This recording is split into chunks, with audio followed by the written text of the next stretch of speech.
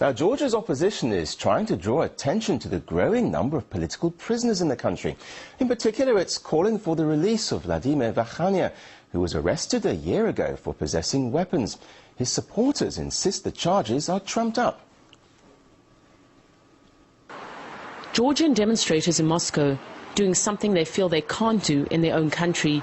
They're demanding the freedom of a man they believe is being held in a Georgian prison on trumped-up charges. Dr. Vladimir Vakhania has been in custody for more than a year, but his supporters say his only crime was asking for a cassette tape from a journalist, which she had used to interview him. Afterwards, more than 200 commandos staged a search in his house just to find that tiny cassette. And you know what they found? Naturally, they found weapons. AK-47s and hand grenades. My brother is a doctor of sciences and a professor. He's written more than 12 books, and all of a sudden he grabs hold of arms that, moreover, he keeps under his mattress. Unfortunately, Georgia meets out these kinds of absurd and false accusations quite often. Tamuri has no doubt the weapons were planted. He believes the authorities want his brother because he's a popular politician. Vakhania was arrested while trying to fly to Moscow from Tbilisi and had his Russian passport confiscated. Lawyers say they're trying to prove the accusations against him are false, but they're not confident they'll get a fair trial.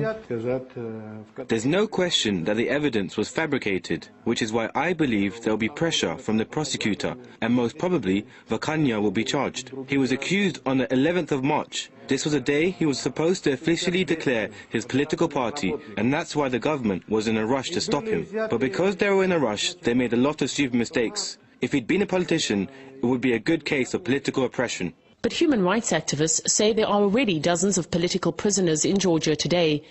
One of those activists says Vakhania's case is all too common. There's new Georgian legislation that introduces some limitations on freedom of speech and expression. This makes it more difficult to speak out against the government. People are being persecuted for their political viewpoints and their social and public opinions. Even their relatives are being targeted. But Vakhania's relatives refuse to keep quiet.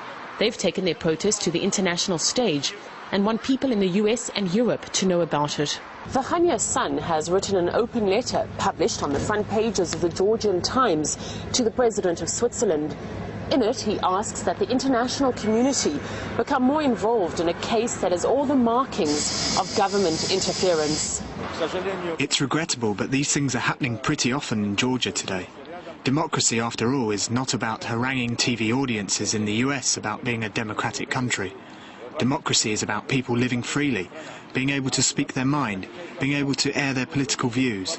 Regrettably, Georgia can't boast anything of this kind.